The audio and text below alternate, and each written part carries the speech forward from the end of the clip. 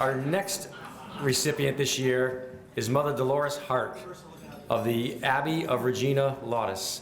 Presenting to Mother Delores is Dr. Tracy Romano, a member of the Board of Trustees at Edmund Island. Tracy?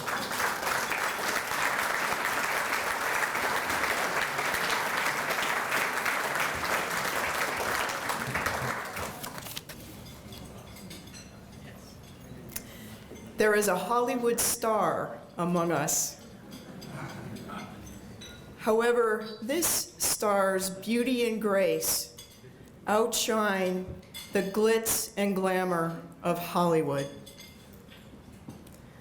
Delores Hart, at the peak of her acting career, in film and on stage, co-starring with the likes of Montgomery Clift, George Hamilton, and Elvis Presley, to name a few, left Hollywood to take on the leading role of her life as a cloistered Benedictine nun right here in Bethlehem, Connecticut.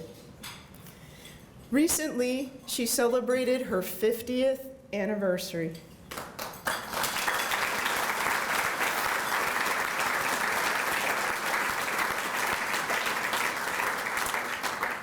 This transition was anything but easy, as she shares her daily struggles and challenges in her book entitled The Ear of the Heart. She received much criticism from her very own family, her peers, and the Hollywood industry. One of her colleagues said she would do more good if she stayed in Hollywood. Mother Hart demonstrated to the world with her courageous move the #1 priority of hearing and listening to God and carrying out His will.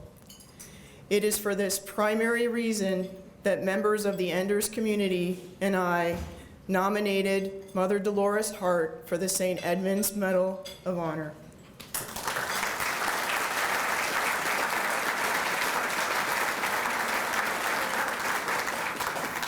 I will now read the citation.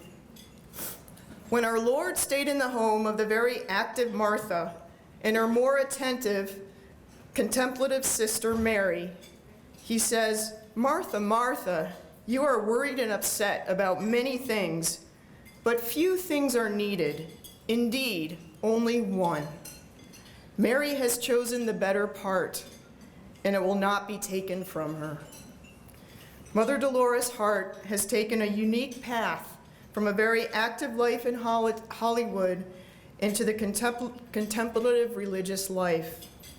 Having made 10 films in 5 years, she has starred alongside legends such as Elvis Presley, Hugh O'Brien, and Montgomery Clift. Feeling a call to a more otherworldly vocation, she left Hollywood to join the Regina Laudis Abbey in Bethlehem, Connecticut. The theater, however, has remained a large part of her life and ministry within her community. Far from walking away from show business, she saw it as a wonderful way to bring people to a deeper faith in God. She has also used her position as Dean of Education at the Abbey to establish the School of the Lord's Service, which helps contemporary women with busy lives keep Christ present through spirituality in the interior life. Mother Delores has also been active in raising awareness of idiopathic peripheral neuropathy, a neurological disorder which she was diagnosed with in 1997. In the tradition of St. Edmund of Canterbury, Mother Delores Hart is an ordinary woman leading an extraordinary life. She truly is a person of virtue, compassion, and grace. It is therefore the distinct honor and high privilege of the Board of Trustees of St. Edmund's Retreat to bestow upon Mother Delores Hart the St. Edmund's Medal of Honor for service to the church and community.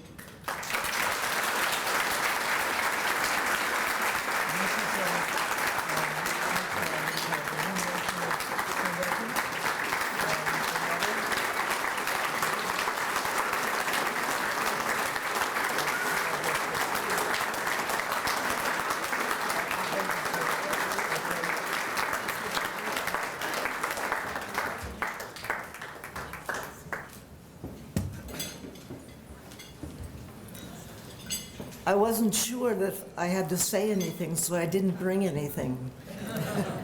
But I couldn't help but thinking when Patrick said on every Friday night at this time, what did you say you were doing? Well, every Friday night at this time, we're in bed.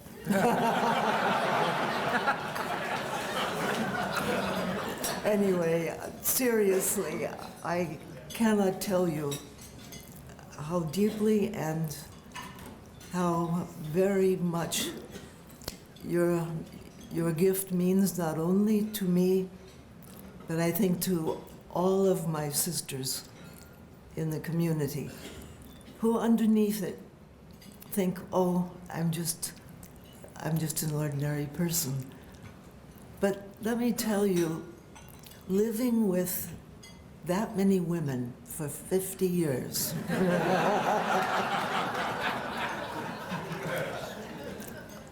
there is no such thing as two people who are alike. I mean, the incredible realization of the difference of every human being.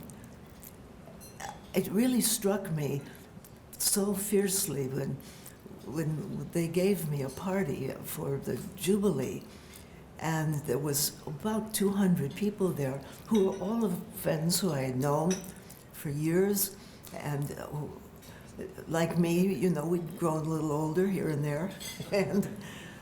But the thing was, I knew something in each one of these persons, and I knew there was nobody that was alike. And the realization of God's gift to every human being to have a life of her own, which has a mission of her own, which has a truth of her own. There's nothing that helped me understand, even after many years in the community, more about who God is. Because there's a sort of a flashy statement I think we've all heard, that God is love. But He is. That was the thing that made me so shocked, in truth, that the love who is God gives who He is to each human being as a particle, a part of who He is, that we are each created out of love, and that love is God. And therefore, within us, I think, as the young man said before, when you love, you are the voice of God. You are the person of God in a way that I think we have to work on the theology of it a lot. But we know instinctively, let me tell you, my instincts are good, and it's true. And so it's out of that love that I thank each of you, and I thank this organization, which I have never seen anything like this, where you will take 10, how many young men, and after a certain amount of years, somebody like was it Patrick? Yes, that he could say what he did. It's astounding. And to have a mentor like this, I will just share one thing briefly with you, and I think you'll understand. If my parents had had a mentor, my mother was married when she was 16, my father when he was 17. They had been sweethearts since 6th grade, so they thought they knew what they were doing. And of course, when I came along, everyone said to my mother, you better get an abortion because you've got to start your life right. You've got to do something. You can't just, go off with a kid that you've grown up with in school and say, that's a marriage. And she said, look, if anybody wants me to abort this baby, I'm going to leave here and you will never see me again because I will take my baby somewhere else. And I didn't know that about my mom until long after she died. Because both she and my dad were married and divorced 3 times. They did not have a mentor to help them put together what that love meant. And both of them died before their 45th birthday, separated from alcohol. And I never understood how that could happen. But it can if you don't have someone from another place that gives you guidance, that helps you understand the value that you are and the goodness that you are.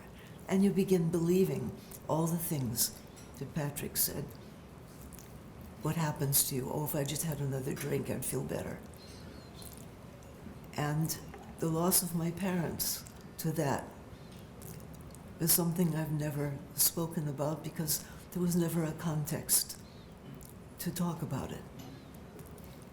But you give people like my mom and dad a chance.